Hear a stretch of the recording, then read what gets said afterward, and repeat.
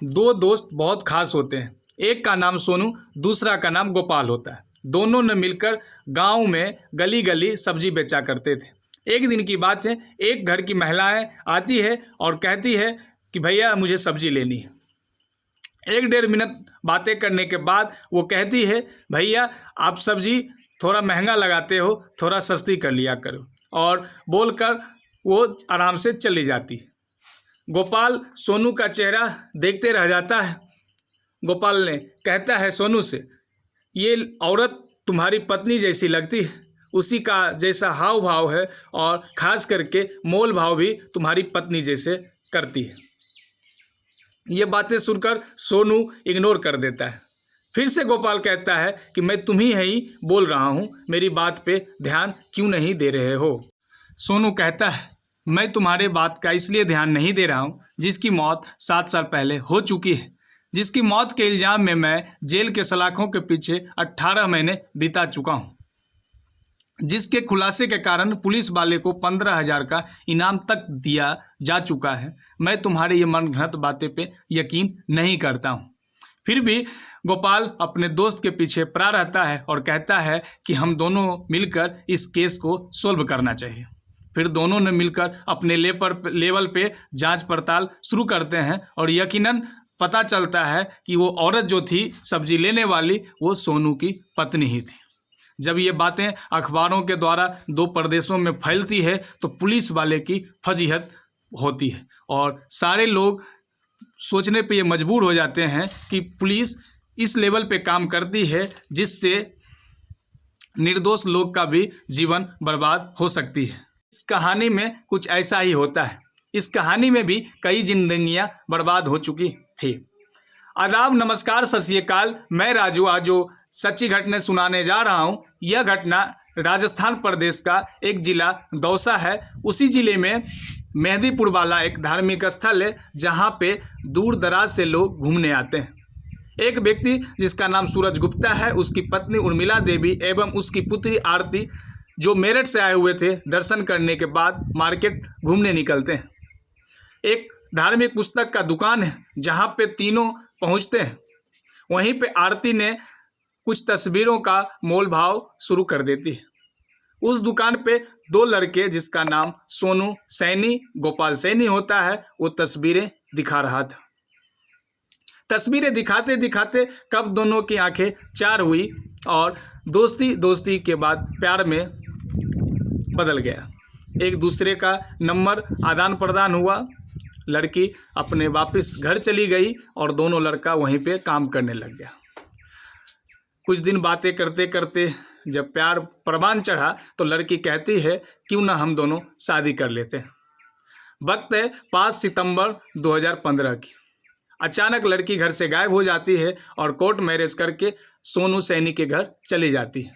इधर लड़की के घर वाले बहुत परेशान हो जाते हैं।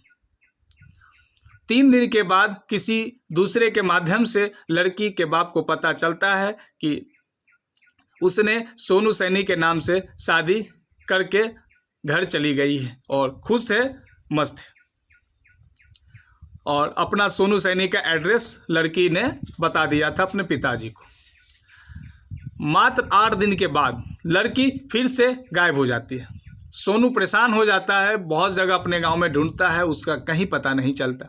बाद में अपने ससुर को फ़ोन करके कहता है कि आरती तो मिल नहीं रही है, आरती कहीं चली गई है। अब ससुर कोतवाली में जाके गुमशुदगी का रिपोर्ट लगा देते हैं। पुलिस का रवैया कुछ ठीक नहीं था, उतना तवज्जो नहीं दिया इस केस को और ऐसे ही छोड़ दिया।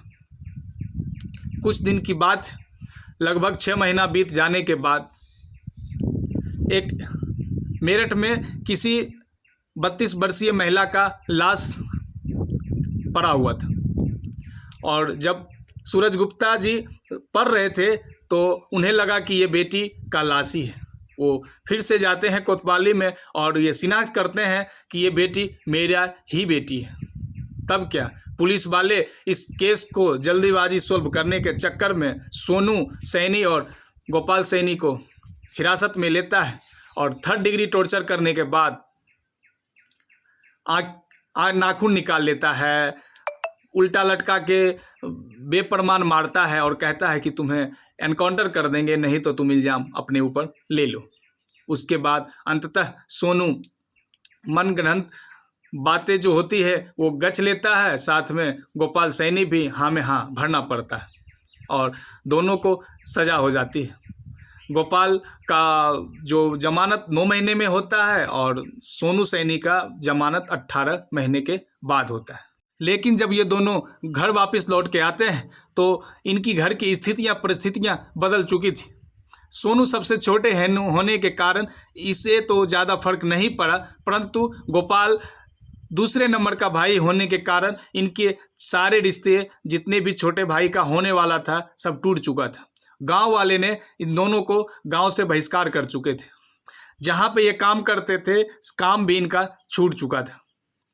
अंततः ये दोनों उस शहर को छोड़ के दूसरे बगल के शहर में काम करने चले गए। वहीं पे एक लड़का आकर कहता है कि एक यूपी की लड़की मेरे गांव में शादी हुआ है, शायद ये तुम्हारी पत्नी हो सकती है। फिर क्या, दोनों ने प्लान बनाया और एक सब्जी का ठेला लेकर उस गांव में चला जाता है।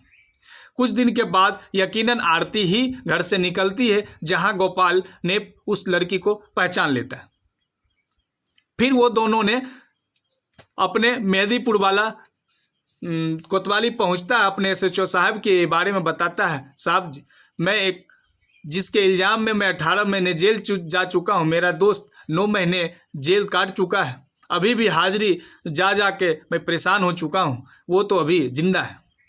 SHO साहब को ये बात पे यकीन नहीं हो रहा था और हंसकर कहे कि मैं बिना सबूतों का बात नहीं करता हूँ।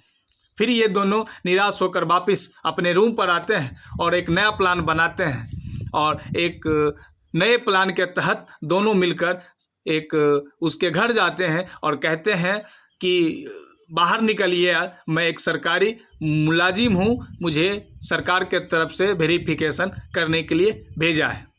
घर वाले एक बुजुर्ग निकलते हैं और बोलते हैं कि क्या काम है, तो बताता है कि मैं लकी ड्रॉ करने वाला हूँ, आप अपने परिवार के जितने भी सदस्य हैं उसके बारे में बताइए और उसका ID प्रूफ दीजिए, जिससे मैं आपको 2 लाख रुपए का घर बनाने का पैसा दिलवा सकूं। इसके झूठे मनगढ़ंत बातों में उसके बुजुर्ग जो थे वो फंस चुके और अपने घर से सारे के सारे ID प्रूफ लाके दे दिए, जिसमें आरती का भी अपने ID प्रूफ में एड्रेस यूपी मेरठ का था। वो फिर कोतवाली पहुंचता है और SHO साहब को दिखाता है कि लीजिए साहब, ये रहा उसका एड्रेस।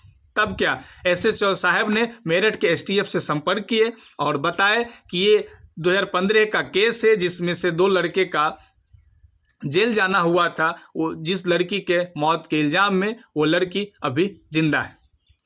मेरठ से एक टीम आती है, उसके गांव में दबिश देती है और आरती को उठाकर वापस ले जाती है।